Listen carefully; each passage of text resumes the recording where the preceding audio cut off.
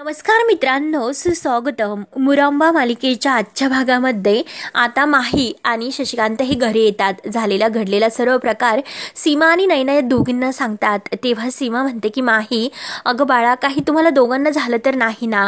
त्यावर आता माही म्हणते की अहो, शशी अंकल माझ्यासोबत असताना मला कसं काही होणार, हो की नाही शशी अंकल? आणि माही खुश होऊन शशी अंकलला म्हणते की शशी अंकल, यू अगदी सुपर हिरो, जस्ट लाईक माय जानू. त्यावर आता शशिकांत सुद्धा खुश होऊन म्हणतो की माही, अगं तू सुद्धा मला माझ्या मुलीसारखीच आहे, अगदी माझ्या रमासारखी. तेव्हा माही विचारते की तुम्ही रमाला इतकं सपोर्ट केलं. तेव्हा आता शशिकांतला वाईट वाटतं. तर लगेच शशिकांतच्या अगोदर सीमा म्हणते की हो, अगं रमाला सुद्धा हे असे सपोर्ट करायचे, हो की नाही नैना? नैनाला सुद्धा माहिती असतं, परंतु नैना ही स्माइल करते. त्यावर माही म्हणते की खरंच करेक्ट, यू शशांकल अगदी cute, you as the best. अहो, तुम्हाला बघून मला खरंच माझा डॅडू आठवला. त्यावर आता शशिकांत म्हणतो की अरे अरे, आणि अगं तुझे डॅडू कधी मरले? हा, लगेच माही म्हणते की म्हणजे?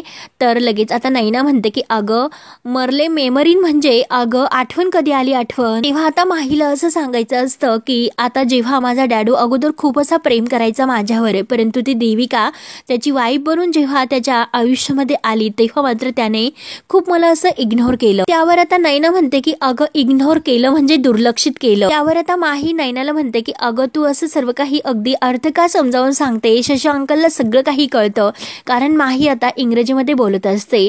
आणि हो की नाही शशी अंकल? आणि क्यूट आंटी तुम्हाला कळतं की नाही? शशिकांत म्हणतो की हो हो, तू जे काही बोलते ना ते सगळं काही मला कळतं. त्यावर आता माही म्हणते की हो exactly, I have two hero my life. First is नील आणि सेकंड यू शशी अंकल. सीमाला म्हणते की क्यूट आंटी, खरंच तुम्हाला शशिकांत सारखा लाईफ पार्टनर मिळाला, खरंच तुम्ही खूप असे नशिबान आहात. सीमा म्हणते की हो हो, अगं बरोबर आहे तुझं. तर माही म्हणते की शशी अंकल तुमची किती केअर करतात, तुम्हाला अजिबात तरी त्रास देत नाही, राईट ना? तेव्हा मात्र आता शशिकांतला मागचे सर्व काही आठवते. सीमा म्हणते की हो नाही, खरंच ते कधीच त्रास नाही देत. तेव्हा आता लगेच माही म्हणते की खरंच रमा किती लकी होते की तिला इतके छान सासू सासरे मिळालेत, म्हणजे इन लॉज. तर आणि नीलने तर अजूनपर्यंत मला त्याच्या पॅरेंट्सला भेटवले सुद्धा नाही. अरे नील, कम ऑन, कधी भेटवशील तुम्हाला त्यांना? तेव्हा शशिकांत म्हणतो की माही हे बघ, आम्ही आता निघतो, तू सुद्धा आराम कर, अगं दमली असतील. तेव्हा माही म्हणते की हो हो. तर शशी म्हणतो की अगं आराम कर म्हणजे बडबड करायची नाही, शांत झोप, अगदी तोंड बंद करून, समजलेस ना? आणि सीमाला म्हणतो की चल सीमा. आता सीमा आणि शशी अंकल हे दोघेही आता आतमध्ये घरी त्यांच्या निघून जातात, म्हणजे आता हे गेस्ट हाऊस मध्ये असतात.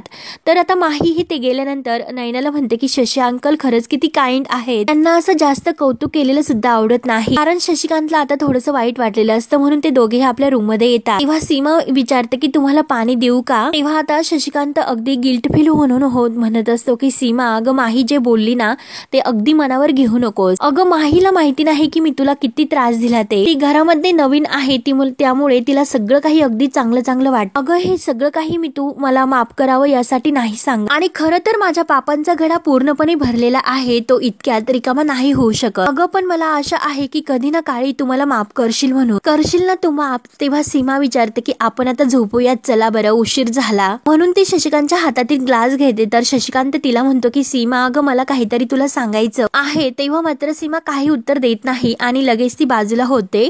त्यानंतर मात्र आता नीलनी ज्या काही वस्तू माही सोबत दिलेल्या असतात, तिच्या ज्या काही आवडत्या वस्तू आहेत त्या ती नैनाला दाखवत असते. तेव्हा नैना विचारते की हे काय आहे? तर माही म्हणते की अगं मी जेव्हा देविकाच्या घरी गेले होते, अगं माझ्याच घरी, पण बट त्या देविकाचं तोंड बघायला, अगं मी तर विसरले होते, पण बट अगं नील नाही विसरला, त्यानेच मला हे सर्व वस्तू आणून दिल्या. आणि हे बघ माझ्या ज्वेलरीज, लहानपणी या सर्व काही मी वापरायचे, परंतु आता मात्र मी माझ्या डॉल साठी वापरते. आणि मिस कुकी नैना, कुकी नैना, आणि त्या कुकी अगदी त्याला म्हणते की हाय, हे बघ नैना. तर नैना म्हणते की हाय कुकी. तेव्हा आता आपल्या डॅडो आणि मम्माचा फोटो ती नैनाला दाखवते. तर नैना म्हणते की हो ना माही, तू अगदी त्यांच्यासारखी दिसते ग. तेव्हा माहीला आपल्या आई आणि बाबांची आठवण होते. जास्त असे मेमरीज नाहीत, परंतु खरंच सर्व काही आठवतं. माहीच्या डोळ्यात पाणी येतं. तर नैना म्हणते की माही. तेव्हा माही म्हणते की don't worry Naina, I am not emotional, strong is girl in the boy, but sometimes I feel only, I do know, जर नील नसता तर मी स्वतःला कसं सावरलं असतं. म्हणून आता माहीला खूप असं गिल्टी म्हणजे असं वाईट वाटत असतं. आपल्या आई आणि बाबांची आठवण होत असते. तेव्हा नैना तिला समजावते की हे बघ अगं बाय माझे ऐक. माहीच्या हातामध्ये हात देते आणि तू आता एकटी नाहीस. अगं आम्ही आहोत ना, तुझी क्यूट आंटी, तुझे शशी अंकल आणि मी नैना, आम्ही सर्वजण तुझ्या सोबत आहोत बरं का, कायम तुझ्या सोबत आहोत. म्हणून ती माहीला अगदी प्रेमाने आपल्या मिठीत घेते, तिच्या डोक्याचा किस घेते, अगदी अगदी एका आईप्रमाणे. त्यावर आता शशिकांत सीमाच्या जवळ येऊन बसतो आणि सीमाला म्हणतो की सीमा, अगं मला ह्या गोष्टीचा सल आहे की अगं मी रमाला कधीही समजून घेऊ शकलो नाही, परंतु देवाने मला एक चान्स दिला माहीचा आणि तो चान्स मला नाही सोडायचा. आपण तिला प्रोटेक्ट करायला हवं. त्यावर आता सीमा म्हणते की हो, आपल्या परीने जेवढं शक्य आहे तेवढं आपण तर करतोच. त्यावर आता शशी म्हणतो की तेवढं पुरेसे नाही सीमा. माहीचा बॉयफ्रेंड नील तो बरोबर नाही, तो तिच्यासाठी योग्य नाही. तेव्हा सीमा म्हणते की हो ना, मला सुद्धा तेच वाटलं, पण आपण कुठे ओळखतो त्याला. तेव्हा शशी म्हणतो की अगं एक माणूस म्हणून कळतंय. अगं माहीच्या आईने गोळी झाडणार म्हणजे तोच लगेच आता हा माहीच्या मागे जाऊन लपला. तिला वाचवायचं सोडून म्हणजे लगेच काही आपल्याला सर्व काही कळतं. एक नंबरचा स्वार्थी आहे तो. माहीसाठी तो वर्क्स नाही. सीमा म्हणते की हो बरोबरच आहे, पण मला असं वाटतं की त्या भानगडीत आपण पडायला नको. आणि हे बघा, माहीची काळजी तर आपण नक्की घेऊ. तर शशी म्हणतो की हो, ती तर घ्यायलाच हवी. अगं माहीचा बॉयफ्रेंड नाही, पण तिची आई सुद्धा डेंजरस आहे. अगं तिच्या आईची नजर आहे तिच्या बापाच्या पैशावरती. माहीचा जीव धोक्यात आहे. आता हे सांगितल्यानंतर सीमाला धक्का बसतो. सीमा विचारते की आता पण आपण काय करू शकतो. शशी म्हणतो की जे शक्य होईल ते आपण करायचं. एकतर आपण रमाला तर गमावलं, माहीला मला नाही गमवायचं. त्यानंतर आता अक्षय दुसऱ्या दिवशी सकाळी तयार होतो आणि ऑफिसला जायला निघतो, परंतु समोर मात्र मधोमधी आजी बशीमध्ये असं फुर्र करत चहा घेत असते.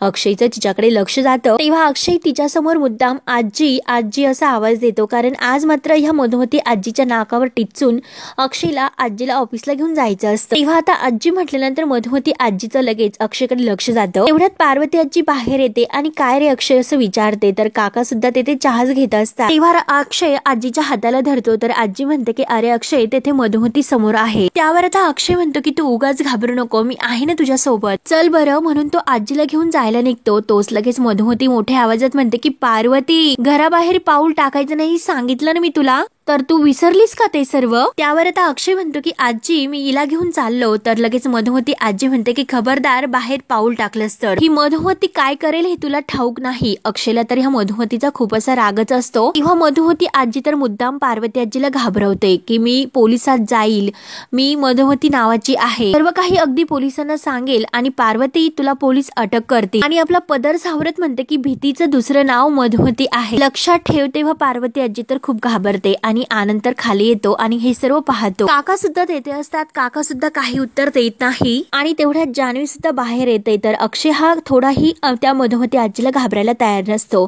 अक्षय म्हणतो की हे बघ मधुमती आजी, हे जे काही तुझं चाललं ना, अगं ते काही मला माहिती नाही, पण तुझ्यावर जो काही अन्याय झाला ना त्यासाठी माझ्या आजीने तुझी माफी ऑलरेडी मागितलेली आहे. त्यामुळे हे जे काही तुझं चाललं ना ते सर्व काही थांबव आणि हे असं वागून तुला काय मिळणार आहे. त्यावर आता मधुमती आजी म्हणते की काय हिला काय भेटलं हे असं माझ्याशी वागून, माझ्या नवऱ्याला फसून माझं घर उद्ध्वस्त करून हिला खूप असा आनंद मिळाला ना, तोच आनंद हिरावून घ्यायला आले मी. त्यावर आता अक्षय म्हणतो की आजी हे बघ, फक्त मी तुझ्या वयाचा मान राखतो की तू आमच्यापेक्षा मोठी आहे, म्हणून शांतपणे मी तुला सगळं काही सांगतो की मागचं सर्व काही तू विसरून जा. मी तुला रिक्वेस्ट करतो आणि हे बघ, आपण सगळं काही विसरून गुण्या गोविंदाने एकत्र या घरात राहू शकतो. तू ही जे काही माझ्या आजी सोबत वागते ना ते फक्त आजी सोबतच नाही तर सर्व स्त्री जातीवर तू अन्याय करते. त्यावर आता मधुमती आजी रागाने म्हणते की हे बघ अक्षय, तू मला शिकू नको, मी हिला घराच्या बाहेर पडून देणार नाही म्हणजे नाहीच. तेव्हा अक्षय काही घाबरणारा त्याला नसतो. अक्षय म्हणतो की बघूयात की तू मला कसं अडवते ते, आणि पार्वती आजीला म्हणतो की चल आजी तू माझ्या सोबत, बघतो मी ही मधुमती आजी काय करते ते. त्यावर आता पार्वती आजी म्हणते की अक्षय अरे राहून दे, उगाच कशाला वाद घालतो, अरे हिच्यामुळे आपल्या घराण्याची इब्रत धुळीस मिळते. त्यावर आता लगेच मधुमती आजी पार्वतीला म्हणते की हो ना,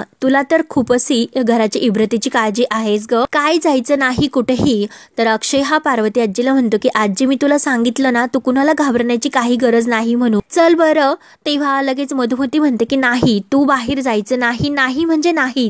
आता अक्षय आणि आजी जायला निघतात. तोच लगेच मधुमती आजी दरवाजात आडवी होते आणि नाही जायचं म्हणले मी तुला. तेव्हा आता अक्षय आणि पार्वती आजी एकमेकांकडे पाहत असतात. त्यानंतर इकडे माही ही अगदी नूडल्स खात असते आणि नैना ही तिला रमाबद्दल सर्व काही सांगत होत असते. माही म्हणते की मला आणखीन काहीतरी रमाबद्दल त्याबद्दल सांग ना. तेव्हा आता नैना म्हणते की अगं आमची रमा ही खूप अशी सुगरण होती. माही विचारते की सुगरण म्हणजे काय. त्यावर आता नैना म्हणते की हिला कसं सांगू आता सुगरण म्हणजे काय असतं. आणि हो अगं ती जे काही बनवेल ना ते अगदी बेस्ट असायचं, एकदम असं टेस्टीफुल बनायचं. तर माही म्हणते की हो का, आणि मला सांग ती खरंच खूप अशी एज्युकेटेड असेल ना. तेव्हा नैना म्हणते की नाही ग, म्हणजे आमची रमा खूप काही असं शिकलेली नव्हती ग. तो तिला व्यवहार ज्ञान अगदी चोख होतं, माणसांची मनं कशी जपायची, तिला सगळं काही अगदी चांगलं जमायचं. तेव्हा माही म्हणते की हो, तर नैना म्हणते की हो ना अगं घरच्यांनाच काय, परंतु माझ्यासारख्या परक्या लोकांना सुद्धा तिने खूप जीव लावलं ग. आणि हे बघ ती रांगोळी इतकी मस्त काढायची. तेव्हा आता माही विचारते की रांगोळी नेमकं काय असतं. तेव्हा आता नैना म्हणते की तुला रांगोळी काय असतं हे सुद्धा माहिती नाही का. माही म्हणते की नाही. तर नैना म्हणते की अरे देवा देवा पडले हिच्याकडून. तेव्हा आता माहीला राग येतो. माही म्हणते की हे बघ नैना, तुला असं छोटं छोटं जर बोलायचं असेल ना, तुला जर नीट सांगायचं नसेल ना तर नको सांगू, मी लगेच आता खाल्ले ना झोपते लगेच. तेव्हा नैना ओरडते की हो हो खा आणि झोप, खा आणि झोप, तू का फक्त इतकंच काही जमतं. तेव्हा आता नैना म्हणते की चल मी तुला दाखवते. तेव्हा आता माही ही नैना बरोबर अगदी नैना तिच्या हाताला धरून आणि तिला दरवाजात उभी करते. 2 मिनिट अगदी शांत गप इथे उभी राहा, जमेल ना तुला. तेव्हा माही म्हणते की हो हो ऑफकोर्स. नैना तिचं सोंग असते नशीब माझं की म्हणजे ऑफकोर्स नाही असं माहीचं सोंग आणते आणि आत जाते. त्यानंतर मात्र आता इकडे मधुमती त्या दरवाजात उभी राहते. तेव्हा अक्षय म्हणतो की मधुमती आजी हे बघ, तुझं जे काही सुरू आहे ना ते प्लीज थांबव, तू असं करू नकोस, तू असं वागू नकोस. त्यावर आता पार्वती आजी म्हणते की अक्षय राहून दे, हिच्या तोंडाला लागू नकोस. अरे आता कुठे घरामध्ये शांतता नांदायला लागली, राहून दे मी नाही येत ऑफिसला. तर अक्षय म्हणतो की काय येत नाही, तू काय येणार नाही ऑफिसला, तू यायचंच. आणि हे बघ मधुमती आजी, अगं तुझे हे जे काही विचार आहे ना ते खूप असे जुने आहेत, फुरसटलेले. आता असे कोणी वागत नाही. नेमकं तुझं म्हणणं काय आहे. घरातील बाईने घराच्या बाहेर पडायचं नाही, कामं करायची नाहीत का. अगं उलट तुला याचा अभिमान वाटायला हवा की अगं माझी आजी घराच्या बाहेर पडून ऑफिस सांभाळते. त्यावर आता ही अगदी हट्टी मधुमती आजी म्हणते की अक्षय अरे तू किती काही बोल, परंतु मी मात्र हट्टी आहेस. या तुझ्या आजीला मी कुठेही जाऊन देणार नाही, घराच्या बाहेर नाही म्हणजे नाहीच पडून देणार. त्यावर आता अक्षय म्हणतो की आजी हे बघ, मला आता खरं खरंच सांग की मधुमती आजी, तुला असं खरंच असं आहे की तुला असं वाटतं की घराच्या बाईने बाहेर पडायचं नाही म्हणून, बरोबर. तेव्हा लगेच मधुमती आजी म्हणते की हो हो. त्यावर अक्षय म्हणतो तुझ्यावर जो काही अन्याय झाला मग त्याचा बदला घेण्यासाठी तू तुझं घर गाव सोडून इकडे का आलीस, मग तू कशाला का घराबाहेर पडली. त्यावर आता मधुमती आजी तर खाली मान घालून बघत असते. तर आजीला पार्वती आजीला आनंदला आणि जान्हवी यांना खरंच अक्षयने असं विचारल्यानंतर त्यांच्या चेहऱ्यावर हसू येतं. मधुमती आजी तर काही उत्तर देत नाही. त्यानंतर आता इकडे नैना ही रांगोळीचा डबा घेऊन तेथे दरवाजात येते आणि माहीला म्हणते की हे बघ माही, ही रांगोळी आणि ह्या रांगोळीला आपल्या शास्त्रात खूप असं महत्व आहे आणि खरं तर रांगोळी ही मुख्य दाराजवळ काढतात, पण आता तुला दाखवची ना म्हणून येथे मी काढून दाखवते. आणि हे बघ ही पहिली अशी रांगोळी चिमटीत पकडायची आणि असे टिपके काढायचे, हे टिपके एकमेकांना असे जोडायचे आणि हे बघ तुला ट्राय करायची ना, घे ट्राय कर म्हणून ती रांगोळीची वाटी माहीकडे देत. त्यावर आता माही म्हणते की याला रांगोळी नाही म्हणत, याला ग्राफिक्स म्हणतात. It's okay graphics. अगं तू काहीतरी नॅपकिन मला आणून दे, हे जे काही तू काढलं ना ते घाण काढलं, त्याच्यापेक्षा अगदी क्यूट मी काढते. तेव्हा नैना म्हणते की हो हो आणते बर, हो हो आणते, स्किल नॅपकिन आणते. तेव्हा मात्र आता नैनाला येईपर्यंत ही माही आपल्या तोंडाने अगदी फुंकर मारून ती रांगोळी सर्व काही अगदी उडून टाकते आणि सर्व काही स्वच्छ होते. तर तेवढ्यात नैना ही पट्टी म्हणजे काचेची पट्टी आणि नॅपकिन घेऊन येते, स्किल. आणि आता त्या स्किलने ती अशी मांडीवर माहीच्या मारते. तेव्हा माही ओरडते आणि हे बघ मी आता तुझं नाव नक्की त्या क्यूट आंटीला सांगते. नैना हसते आणि आपले कान पकडून सॉरी बोलते. सॉरी सॉरी ग माझी बाय करते. तेव्हा माही रागवते आणि रांगोळी काढायला सुरुवात करते. तर यावर इकडे आता मधुमती आजी दारातच उभी असते आणि वारे वा, या पार्वतीने माझा संसार उद्ध्वस्त केला, माझ्या नवऱ्याला वेड्याच्या विस्विताळात टाकलं आणि मग मी त्यांचा बदला घेण्याबिगर राहू का. तुम्ही सर्वजण इतक्या मोठ्या घरात आनंदाने आणि सुखाने राहता आणि मी काय ते बघत बसू का. त्यावर आता अक्षयला राग येतो. अक्षय म्हणतो की हे बघ थोडक्यात असं म्हणायचं की सत्ता ही स्वतःच्या हातात ठेवण्यासाठी तू जे काही हे स्वतः घराच्या बाहेर पडली ना, मग माझ्या आजीने सुद्धा तेच तेच केलं. अगं जशी तू परिस्थितीनुसार बदलली तशी माझी आजी परिस्थितीनुसारच बदलली. अगं तू हे जे काही करते स्वतःच्या नवऱ्यासाठी, मग माझ्या आजीने सुद्धा तेच केलं. तिच्या नवऱ्यासाठी तिने हे सर्व केलं. आणि हे बघ, मी काही तुला घाबरवत नाही, धमकावत नाही. मी फक्त तुला जे काही रिअल सत्य आहे ते सांगतो. तुमच्या दोघींचं कधीही म्हणजे भांडण वगैरे काही नव्हतं. भांडण होतं ते त्या दोन भावांचं होतं. तुम्ही तुमच्या नवऱ्याला इतकं मोठं केलं, इतकं महत्व दिलं, त्यामुळे आता मात्र तुमच्या दोघीमध्ये ते भांडण जुंपलं. त्यावर आता ही मधुमती म्हणते की अरे अक्षय, तोंडाला येईन ते बोलू नको. आपल्या पूर्वजकांनी बायकांनी कसं राहावं, वागावं, परंपरा आणि संस्कृती लिहून ठेवलं. तेव्हा आता अक्षय म्हणतो की अच्छा, काय लिहून ठेवलं ग? असं काय लिहिलं, कुठे लिहिलं, सांग बरं मला, असे विचारतो. तेव्हा आता मधुमती आजी काय असं करायला सुरुवात करते. तर अक्षय म्हणतो की काय, सांग ना काय. अगं आजी, मी सुद्धा इतिहास वाचलेला आहे, मला सुद्धा संस्कृती कळते, परंपरेबद्दल मला सुद्धा माहिती आहे. आणि आपल्या परंपरेत, इतिहासात असे अनेक उदाहरणे आहेत. बायकांनी घर सोडलं, घराच्या बाहेर पडले आणि मोठमोठे पराक्रम केले. आणि हीच आपली संस्कृती आहे की घराच्या बाहेर पडायचं, घर सांभाळण्यासाठी, घर चालवण्यासाठी बाईने काम करायचं. हेच माझी आजी फॉलो करते. तेव्हा अक्षय हा पार्वती आजीला म्हणतो की चल आजी, म्हणून ते दोघे जायला निघतात. परंतु मधुमती आजी पुन्हा आडवी होते आणि बघतेस मी तू कशी बाहेर जाते ते, असं पार्वती आजीला म्हणते. म्हणून आता ही वेडी मधुमती आजी लगेच दारातच लोटांगण घेते आणि आता अशी खाली झोपून पार्वती आजीला म्हणते की हे बघ, जर तुला घराच्या बाहेर पडायचं असेल ना, माझ्या अंगावर पाय ठेवून बघ असतो. आता सर्वांना ह्या मधुमती आजीचा खूप असा राग येतो. तरी सुद्धा अक्षय काही या मधुमती आजीला घाबरत नाही. तो पार्वती आजीला म्हणतो की आजी तू चल, चल बरं आजी चल. तेव्हा अक्षय थोडस न घाबरता मधुमतीच्या अंगावरून अगदी तिकडे असा तिच्या अंगावरून जातो दरवाजात. आणि आता दरवाजात येऊन तो आपल्या आजीला मधुमतीच्या अंगावरून हातात हात देऊन अक्षय अगदी तोऱ्यात निघून जातो. तेव्हा मात्र आता मधुमती आजीला खूप असा राग येतो. ती जोरात पार्वती असं ओरडते. परंतु आनंद, जान्हवी आणि काका हे अगदी खुश होऊन बाय बाय असं करत असतात. तेव्हा आता मधुमती आजीचा सर्वांसमोर पोपट बनतो. त्यानंतर आता इकडे माही तिच्या पद्धतीने त्या स्किलने रांगोळी काढते. आणि हे बघ, तर नैना म्हणते की हो हो चांगली तर आहे, पण यात काहीतरी कमी आहे. ममत्व यात कमी आहे. माही विचारते की हॉट्स ममत्व, काय असतं ते ममत्व? तेव्हा मात्र आता नैना म्हणते की अगं मुव्हमेंट्स नाही वाटत, अगदी टेक्निक वाटतं. तेव्हा माही म्हणते की अगं वाटणार काय, वाटणारच, कारण मी टेक्निकलच काढलं, मी आर्किटेक्ट स्टुडंट आहे. त्यावर आता नैना विचारते की काय तू आर्किटेक्टची स्टुडंट आहे? त्यावर आता माही म्हणते की यस नैना. त्यावर आता नैना विचारते की खरंच? तर आता माही अशी एक पाऊल अशी वर उचलून चालते आणि हो नैना करेक्ट म्हणून त्या दोघी सोप्यावर येऊन बसतात. तर नैना पुन्हा विचारते की काय ग माही, तू खरंच आर्किटेक्टची स्टुडंट आहे? म्हणजे असं कधी झालं का तू फेल झाली, तुला कधी ऍडमिशनच नाही मिळालं? तेव्हा मात्र आता माही म्हणते की नो नैना, अगं मी तर कायम ही क्लासमध्ये फर्स्ट येत होते. अगं इंग्लिश मधून मी माझं पोस्ट ग्रॅज्युएशन पूर्ण केलं. तेव्हा तर नैना डोक्याला हात लावते आणि काय एवढी शिकलेली पोरगी, एवढी हुशार शिकलेली, तरी सुद्धा असं वेड्यासारखं का वागत असेल? नक्की असं का वागत असेल? कुणी करणी बिरणी तर हिच्यावर केली नाही ना? तेव्हा आता माहीला हे सर्व ऐकून राग येतो. माही म्हणते की नाही ना, अगं हे जे काही छोटं छोटं बोलून जे काही मला हर्ट करते, मला नाही कळते की नक्की तू काय बोलते ते, आणि आज मात्र तुम्हाला सांग की छोटं छोटं काय बोलते. तेव्हा नैना म्हणते की हो हो सांगते. अगं तू हुशार आहे, शिकलेली आहे, तरी सुद्धा तू अशी वेड्यासारखं वागते, तुला हे सर्व कसं जमतं ग? तेव्हा मात्र आता माही म्हणते की यू नॉट नैना, अगं लिमिटेड आहे मी, माझ्यासारखं कोणीच नाही, माझ्यासारखं फक्त मीच ओनली पीस असेल. तेव्हा मात्र आता नैना म्हणते की हो हो खरं तर तू रमासारखी दिसते, तू ओनली ऑन पीस आहेस, परंतु अगं मात्र तू माही आहेस. पण अगं माझे बाई, तुला आता माही नाही तर रमा बनवायचं आहे हे लक्षात घे. तेव्हा मात्र आता नैना ही माहीला सर्व काही रमाबद्दल समजून सांगत असते की अगं तुला रमा कसं बनवायचं आहे ते. तेव्हा माही नैनाकडे पाहायला सुरुवात करते. तेव्हा हा भाग येथे संपतो. पुढील भागामध्ये मात्र आता रमाबद्दल काय काय गोष्टी आहेत, रमाच्या कोणत्या वस्तू आहेत, त्या सर्व काही सीमा ही माहीला दाखवत असते. आणि सर्वात अगोदर म्हणजे रमाचं जे काही आवडतं घड्याळ होतं तर ते माहीच्या हातामध्ये घालते आणि हे बघ रमाच्या आवडतं असं घड्याळ होतं असं माहीला दाखवते.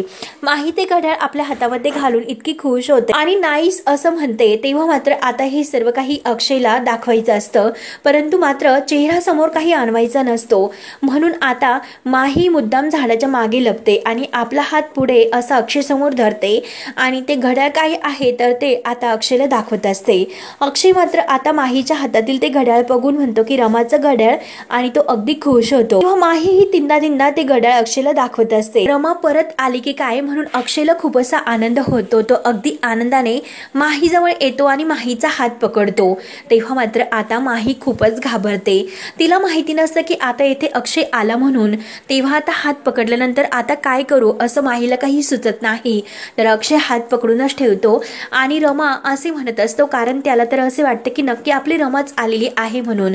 माहीने मात्र आपला चेहरा अगदी तिकडे केलेला असतो आणि अंधार तेथे असतो. तेव्हा मात्र आता अक्षय हा रमाचा काही हात सोडायला तयार नसतो. तेव्हा आता माहीला काय करू आणि काही नाही असं होतं. तेव्हा आता अक्षय माहीचा हा चेहरा पाहणार का आणि हीच आपली रमा आहे असं सर्वांसोबत माहीला घेऊन येणार. म्हणजे आता नेमकं काय होतं हे पाहण्यासाठी आपल्या चॅनलला नक्की सबस्क्राईब करत राहा. धन्यवाद.